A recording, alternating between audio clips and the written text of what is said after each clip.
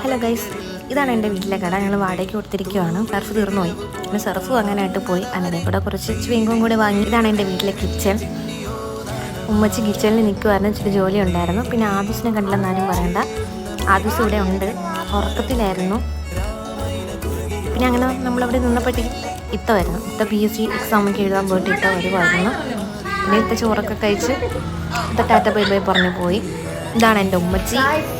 കിച്ചണിൽ നല്ല ഡ്യൂട്ടിയൊക്കെ ഉണ്ടായിരുന്നു. ഡ്യൂട്ടിയൊക്കെ കഴിഞ്ഞുകൊണ്ട് ഇരുന്നപ്പോഴാണ് വാപ്പച്ചി വന്നത്. വാപ്പച്ചി ആറ്റിങ്ങിലൊക്കെ പോയിട്ട് കുറച്ച് ആവശ്യങ്ങളൊക്കെ ഉണ്ടായിരുന്നു. അങ്ങനെ ആറ്റിങ്ങിൽ പോയി.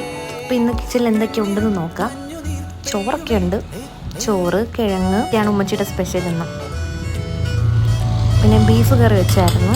അങ്ങനെ എല്ലാം കൂട്ടി കഴിച്ചു. പിന്നെ മോൻ്റെ ഡ്രസ്സ് വാഷ് ചെയ്തിട്ടായിരുന്നു, വാഷ് ചെയ്യാനുണ്ടായിരുന്നു. വാഷ് ചെയ്തിട്ടു. അങ്ങനെ ഡിറ്റർജൻറ്റാണ് യൂസ് ചെയ്യുന്നത്, ലവ് ലാപ്പിൻ്റെ. പിന്നെ ഇത്രയേ ഉള്ളൂ. Tata bye bye, see U.